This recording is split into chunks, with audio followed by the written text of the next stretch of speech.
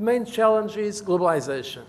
I believe this globalization we have now is completely different from previous globalizing trends because the content, the speed, the scope, the depth, and also the level of actors are all different from other processes of internationalization that we had in the past, namely in terms of the first contact with different continents by the navigations, afterwards trade, industrialization. Now it's much more than that. It goes quicker, it is deeper than before, it is science and technology driven. It's not politically driven, in fact. Politicians are trying to react, but they are not leading.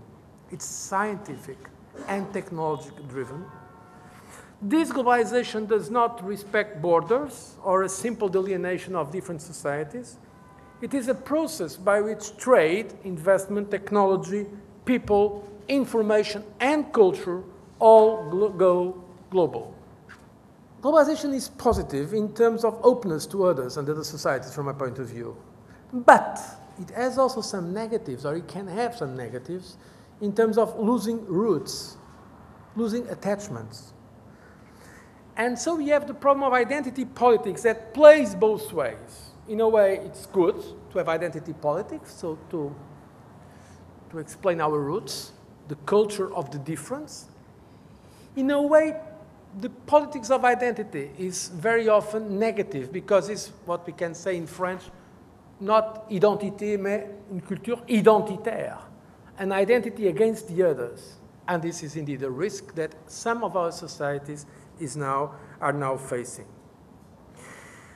The other point about the challenge of globalization is, of course, what does this mean for the traditional nation states, sovereign states, as people say?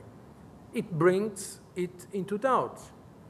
There are the typical challenge of globalization, from climate change to pandemics to capital movements, do not respect border posts. And so the powers, the traditional powers of the states are, of course, put in question. And so there is the rise of nationalism, of chauvinism, of populism, externalizing the problem of governance posed by globalization is becoming more and more common. So there is a risk with this globalization of increased trends in favor of chauvinism, populism, extreme nationalism. So we have a situation where the mass media is bringing down sometimes the quality of information. In politics, you see much more simplistic slogans than, let's say, 20 years before. You see much more populistic messages making appeal to negative feelings of jealousy, of envy, of nationalism than before. So in face of all this, does it really make a difference, political leadership? Shouldn't we just leave it to the internet or to engineers, to computer programmers? My answer is it makes still a difference, and it will make a difference. But in a different way. It will not be the traditional way of the leader in the sovereign state that will try to resist, but the way you will use its position in this new system of communication, using those more complex relations and interrelations that we are building in the world. In the European Union, I believe we can give a contribution to this because we are trying to promote an open, outward-looking, engaged society. That is why I believe we have to do that with others outside the world, not with this old idea of sovereign states that try to rule the world, but precisely working with the member states, but with the idea of a community of interest, with the ethic of a global responsibility. So I believe we are in a position to do that and to give a contribution to the new principles of governance in this very exciting 21st century. Thank you for your attention. Everywhere we turn around, we can see that culture is at the heart of either an opportunity or a conflict.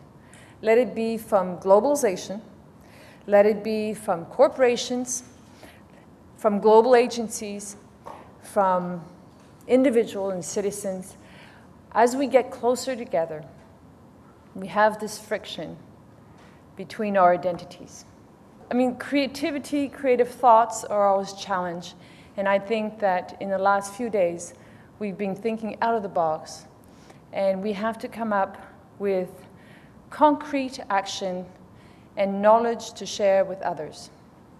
We have as well acted upon and decided that we will be creating a global rule of law with David Boyce that will be heading that project to give more of a security, more confidence in investing in certain countries where people think that there is more risk. Nicholas Negroponte has a project that seems to be an extraordinary project, which is based on give one, get one. We believe that if you have a computer where you can put content and educate people, I think that is a marvelous project that he just announced at our summit. We were pleased to inform all our groups and all the networks of that project, and we will support him in his work. We need to look at the internet very closely and to see how we can reach out to millions and millions and millions to have a better understanding of the creative development of the child and to encourage content related to that, and as well cultural understanding. We're getting closer and closer together. We want to know what our neighbor looks like, and he needs to understand us. And that is crucial, crucial. Media. I think that in a lot of our work, we are going to take the opportunity of what the internet gives to us by bringing communities, like Jimmy Wales has done with Wikipedia, but bringing communities to do policy change. We're going to have a bottom-up strategy to encourage policy change for the good. We are in an era today of truth, of transparency, and we need to work together. And if we don't go the right route, we will be penalized. We have weapons of mass destruction, like bioweapons, that are going to be accessible, and the scientists can talk about this in great length. We have threats in front of us. Usually you don't want to do good because you have threats, you want to do good because you're a good person. But in this case, we need to make sure that we do what is right. We have an opportunity to do it today and for tomorrow. We spoke a little bit about climate change. I believe that through footprint tax, to citizens, taxing citizens for their footprint, taxing corporations for their footprint, and taxing nations is one way to go. I want to thank you all for coming to the second Global Creative Leadership Summit, and I certainly want to thank the United Nations and Amir Dossal particularly for all their efforts and all their support, because we can only do it all together. Thank you.